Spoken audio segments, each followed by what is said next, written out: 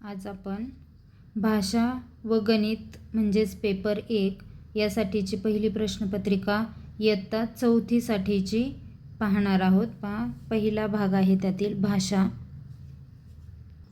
भाषेसाठी 25 प्रश्न असणार आहेत आणि उरलेले 50 प्रश्न हे गणिताचे असणार आहेत.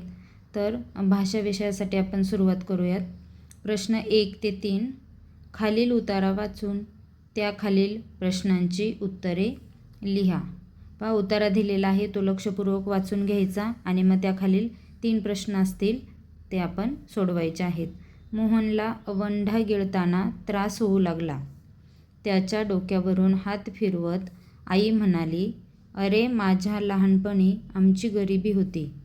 माझा फाटलेला फ्रॉक पाहून माझ्या मैत्रिणीच्या आईने मला मैत्रिणीचा फ्रॉक देऊ केला होता. पण मी त्यांना ठणकावून सांगितलं, काकू आम्ही गरीब जरूर आहोत पण स्वाभिमानी आहोत. ज्यांची खरंच ऐपत नाही त्यांना द्या. मी हे घरी सांगितल्यावर आईनं मला शाबासकी दिली. कोणाचं फुकट काही घेतलेलं तिला आवडत नव्हतं. बाबांनी दिवाळीला ठिगळं लावलेला शर्ट घातला पण मला नवीन फ्रॉक आणला. हा उतारा आहे. आता आपण यावरील प्रश्न पाहूयात. प्रश्न पहिला, रागाने एखादी गोष्ट ठासून सांगणे यासाठी कोणता वाक्प्रचार उतार्यात आला आहे? एखादी गोष्ट ठासून सांगायची आहे म्हणजे खंबीरपणे ती गोष्ट आपल्याला समोरच्याला सांगायची आहे आणि ती पण रागाने सांगतो. त्यावेळेला खालीलपैकी कोणता वाक्प्रचार येईल? तर ठणकावून सांगणे म्हणजे जोराने सांगणे. ठणकावून सांगणे म्हणजेच समोरच्याला रागाने एखादी गोष्ट ठासून सांगणे. पर्याय दुसरा याचं योग्य उत्तर आहे. प्रश्न 2, ऐपत नसणे म्हणजे काय? तर ऐपत नसणे म्हणजे कुवत नसणे. एखादी गोष्ट घेण्याची ऐपत नसणे म्हणजेच कुवत नसणे. पर्याय तिसरा हे याचं योग्य उत्तर आहे. प्रश्न 3, ठिगळ म्हणजे काय? तर ठिगळ म्हणजे काय? तर फाटलेल्या कापडाचे छिद्र झाकण्यासाठी जोडलेले कापड. म्हणजे एखाद्या कापडाला किंवा एखाद्या शर्टला पॅन्टला जर एखादं छिद्र पडलं असेल आणि ते आपल्याला झाकावायचं आहे किंवा ते बंद करायचं आहे तर त्यासाठी त्या ठिकाणी एखादा कपडा आपण शिवून ते छिद्र बंद करतो त्याला म्हणतात ठिगळ. पर्याय चौथा हे याचं योग्य उत्तर आहे. प्रश्न 4 ते 6 साठी संवाद दिलेला आहे. संवाद वाचा व प्रश्नांची उत्तरे पर्यायातून लिहा. संवाद दिलेला आहे तो सर्वप्रथम आपण वाचून घेऊयात. राजवाड्याच्या समोर मोठं झाड होतं.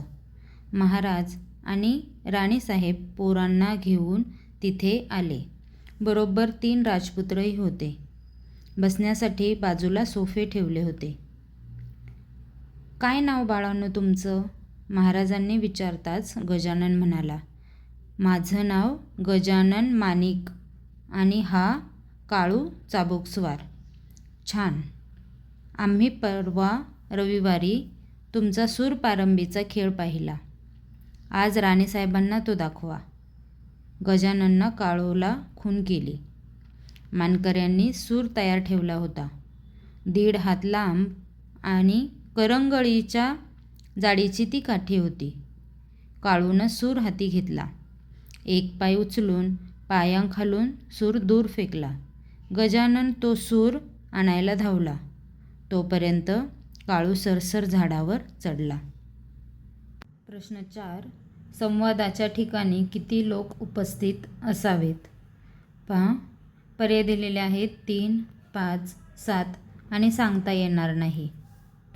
संवादामध्ये जर आपण पाहिलं तर महाराज आणि राणीसाहेब पोरांना घेऊन तिथे आले होते. पोरांना म्हणजे किती पोरं किंवा किती मुलं आहेत हे इथं आपण सांगू शकत नाही. म्हणून आपण याचा योग्य आकडा किती आहे की किती जण संवादामध्ये होते हे आपण सांगू इथं शकत नाही. म्हणून पर्याय चौथा की संवादाच्या ठिकाणी किती लोक उपस्थित असावेत हे सांगता येणार नाही. प्रश्न 5, संवादानुसार चुकीचे विधान पुढीलपैकी कोणते? चुकीचं विधान कोणतं आहे? तर खेळ राजवाड्यासमोर झाला हे बरोबर आहे. राजवाड्याच्या समोरच झाड होतं आणि तिथेच सगळे जमलेले होते. गजानन सूर आणायला गेला हे सुद्धा बरोबर आहे. राणीसाहेबांना सूरपारंबीचा खेळ दाखवायचा होता, हे सुद्धा बरोबर आहे. तर गजाननने सूर फेकला, हे विधान चुकीचं आहे. तर सूर गजाननने फेकला नव्हता, तर काळूने सूर फेकला होता आणि गजानन सूर आणायला गेला होता, म्हणून चुकीचं विधान हे पहिलं आहे. प्रश्न 6. हा संवाद केव्हा झाला असावा? संवादामध्ये जर पाहिलं तर आम्ही परवा रविवारी तुमचा सूरपारंबीचा खेळ पाहिला. परवा म्हणजे 2 दिवसापूर्वी, म्हणजेच रविवारी. 2 दिवसापूर्वी म्हणजे रविवारी. आणि मग हा संवाद आता केव्हा झाला असेल तर 2 दिवसांच्या नंतर, रविवारी च्या नंतर 2 दिवस म्हणजेच मंगळवारी हा संवाद झाला असावा. प्रश्न 7. अलंकारिक शब्द व त्याचा अर्थ असलेली अयोग्य जोडी लिहा.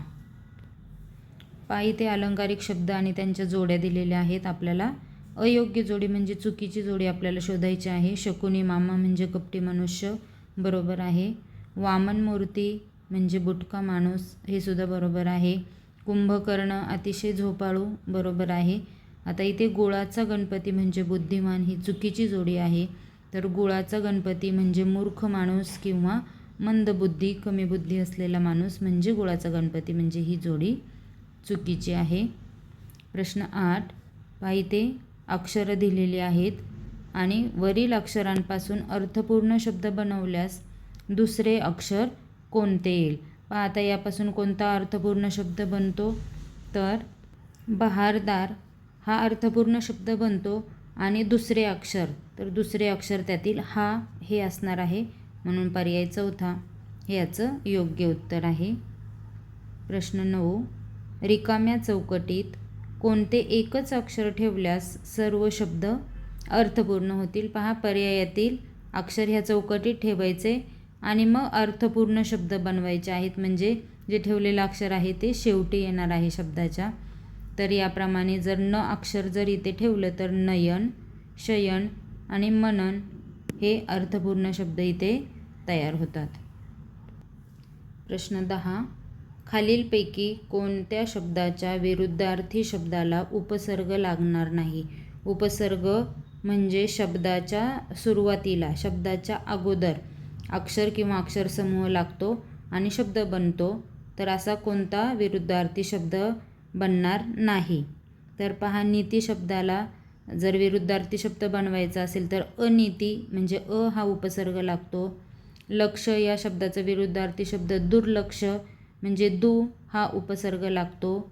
समान या शब्दाच्या विरुद्धार्थी शब्द असमान आहे, हा त्याच्यासाठी उपसर्ग लागतो. परंतु सावकाश आणि याच्या विरुद्धार्थी शब्द आहे जोरात. सावकाश, जोरात, तर याच्यामध्ये कुठलाही सावकाशच्या अगोदर विरुद्धार्थी शब्दामध्ये उपसर्ग लागत नाही, म्हणून उपसर्ग लागणार नाही असा शब्द हा सावकाश आहे. याच्या विरुद्धार्थी शब्दाला उपसर्ग लागत नाही. प्रश्न 11. हत्तीच्या आवाजाला काय म्हणतात? हत्तीच्या आवाजाला काय म्हणतात? तर चित्कारणे.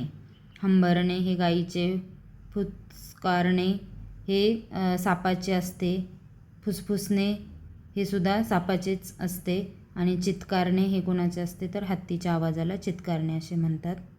प्रश्न 12. खालील पर्यायांपैकी विशेषण नसणारा शब्द कोणता? कोणता शब्द विशेषण नाही आहे? तर शेतकरी, शेतकऱ्यांचे, शेतकरी हे नाम आहे आणि मग जास्त, 50 आणि पहिला, जास्त, 50 आणि पहिला हे तीनही काय आहेत? विशेषण आहेत. नामाबद्दल विशेष माहिती सांगणारे शब्द आहेत. संख्यादर्शक विशेषण आहे, हे क्रमवाचक विशेषण आहे. या प्रकारचे हे विशेषण आहेत आणि शेतकरी हे नाम आहे, विशेषण नसणारा शब्द आहे तो. प्रश्न 13. त्याने हळूच पाहिले तेव्हा आईचे लक्ष नव्हते. या वाक्यात सर्वनाम म्हणून आलेला शब्द कोणता? नामाऐवजी आलेला शब्द कोणता आहे? तर त्याने. हे एखाद्या मुलाच्या नावाऐवजी आलेला हा शब्द आहे. त्याने हळूच पाहिले तेव्हा आईचे लक्ष नव्हते, म्हणून त्याने हे सर्वनाम आलेले आहे. पर्याय चौथा. प्रश्न 14. पृथ्वी या नामाचे लिंग ओळखा. पृथ्वी यासाठी आपण संबोधन काय वापरणार आहे, ती पृथ्वी, आणि म्हणून हे लिंग आहे स्त्रीलिंग. प्रश्न 15. वचनानुसार चुकीची जोडी ओळखा. पहा, टाचणी टाचण्या बरोबर जोडी आहे. पाकिट पाकिटे एकवचन अनेकवचन बरोबर जोडी आहे. केस केस एक केस अनेक सुद्धा केस ही जोडीसुद्धा बरोबर आहे. आणि हात हाते ही जोडी चुकीची आहे. एक हात आणि अनेक सुद्धा हातच असतात. अनेक वचनामध्ये इथे बदल होत नाही, म्हणून ही चुकीची जोडी आहे. प्रश्न 16. मुले मैदानावर खेळत होती या वाक्याचा काळ कोणता? पहा, मुले मैदानावर खेळत होती ही घटना घडून गेलेली आहे, म्हणून हे भूतकाळी वाक्य आहे. प्रश्न 17. डॉक्टर आंबेडकरांनी स्वतः तळ्याचे पाणी पिऊन एक अन्यायी परंपरा संपवली. या वाक्यात किती अशुद्ध शब्द आले आहेत? पहा, दिलेल्या वाक्यामध्ये स्वतः हा शब्द चुकलेला आहे, पिऊन हा शब्द, आणि परंपरा इथे परंपरा असा हवा होता. तर असे एकूण 3 शब्द इथे अशुद्ध आहेत, म्हणून पर्याय चौथा हे याचं योग्य उत्तर आहे. प्रश्न 18. कोणत्याही संकटापुढे हार न मानता काम केल्यानेच रोहनचा हार घालून सन्मान करण्यात आला. या वाक्यातील हार या शब्दाचे अनुक्रमे अर्थ कोणते? पहा, आता अनुक्रमे सांगायचे, म्हणजे पहिल्या हारचा अर्थ अगोदर सांगायचा आणि नंतर हा जो हार शब्द आला आहे त्याचा अर्थ दुसऱ्यांदा सांगायचा. तर पहा, हार न मानणे. हार न मानणे म्हणजे हार न मानता काम केलं त्याने, म्हणजे पराभव. हार न मानणे म्हणजे पराभव. पहा, हार न मानता त्याने काम केलं म्हणजे त्याने पराभव स्वीकारला नाही. पराभव न मानता त्याने काम केलं, म्हणून पहिल्या हारचा अर्थ आहे पराभव. आणि दुसरा हार पहा, रोहनचा हार घालून सन्मान करण्यात आला. हार म्हणजे फुलांचा हार, म्हणून पर्याय दुसरा हे याचं योग्य उत्तर आहे. प्रश्न 19. बडोदा संस्थानचे महाराज खालीलपैकी कोण होते? पहा, सामान्य ज्ञानावरील प्रश्न आहे. तर बडोदा संस्थानचे महाराज किंवा बडोदा संस्थानचे संस्थापक हे सयाजीराव गायकवाड होते. पर्याय दुसरा हे याचं योग्य उत्तर आहे. प्रश्न 20. खालीलपैकी चुकीची विरुद्धार्थी शब्दांची जोडी कोणती? पहा, चुकीची जोडी आपल्याला शोधायची आहे. पहा, पहिली जोडी जर पाहिली तर किमया आणि जादू हे दोन्ही काय आहेत? समानार्थी शब्द आहेत. ही विरुद्धार्थी शब्दांची जोडी नाही, म्हणून ही चुकीची जोडी आहे. सुंदर कुरूप हे विरुद्धार्थी आहे. बरेच आणि काहीसे विरुद्धार्थी आहे. भरभर आणि सावकाशी सुद्धा विरुद्धार्थी शब्द आहे, परंतु पर्याय 1 मध्ये विरुद्धार्थी शब्दांची जोडी नाही. प्रश्न 21. घोडा चालवणारा या शब्दसमूहासाठी योग्य शब्द लिहा. पहा, घोडा चालवणारा असतो घोडेस्वार. पर्याय तिसरा हे याचं योग्य उत्तर आहे. प्रश्न 22. संवर्धन करणे या वाक्प्रचाराचा योग्य अर्थ पुढीलपैकी कोणता? पहा, संवर्धन करणे म्हणजे वृक्ष संवर्धन म्हणजे काळजीपूर्वक वाढवणे. एखादी जी काही गोष्ट असेल त्याची काळजी घेणे, त्याची छान वाढ करणे म्हणजेच काळजीपूर्वक वाढवणे म्हणजेच संवर्धन करणे. पर्याय चौथा. प्रश्न 23. औरंगजेबाकडे भरपूर सैन्य होते, पण शिवराय प्रत्यक्ष लढा न देता मिठाईच्या पेटाऱ्यातून सही सलामत सुटले. या प्रसंगासाठी खालीलपैकी योग्य म्हण कोणती? पहा, आता इथे औरंगजेबाकडे भरपूर सैन्य होते, परंतु शिवरायांकडे तेवढे सैन्य होते का? नव्हते. म्हणून त्यांनी काय केली? युक्ती वापरली आणि मिठाईच्या पेटाऱ्यातून ते सही सलामत सुटले. म्हणजे त्यांनी ती शक्ती वापरली का? सैन्यासोबत सैन्य लढायला दिलं का? नाही. तर त्याच्याऐवजी त्यांनी युक्ती वापरली. म्हणजेच शक्तीपेक्षा युक्ती श्रेष्ठ ही म्हण इथे लागू पडते. प्रश्न 24. कोंबडीसाठी घरदर्शक शब्द कोणता? पहा, आता कोंबडीसाठी घरदर्शक शब्द आहे खुराडे. आता काही मुलं इथे टोपले सुद्धा म्हणू शकतात की टोपल्याच्या खाली कोंबडे ठेवलेले असतात किंवा जाळीमध्ये सुद्धा कोंबड्यांना जाळी बनवलेली असते, परंतु योग्य शब्द कोंबडीचा घरदर्शक काय आहे? तर खुराडे. प्रश्न 25. हरणाच्या पिल्लाला काय म्हणतात? तर हरणाच्या पिल्लाला शावक असे म्हणतात. पर्याय तिसरा हे याचं योग्य उत्तर आहे.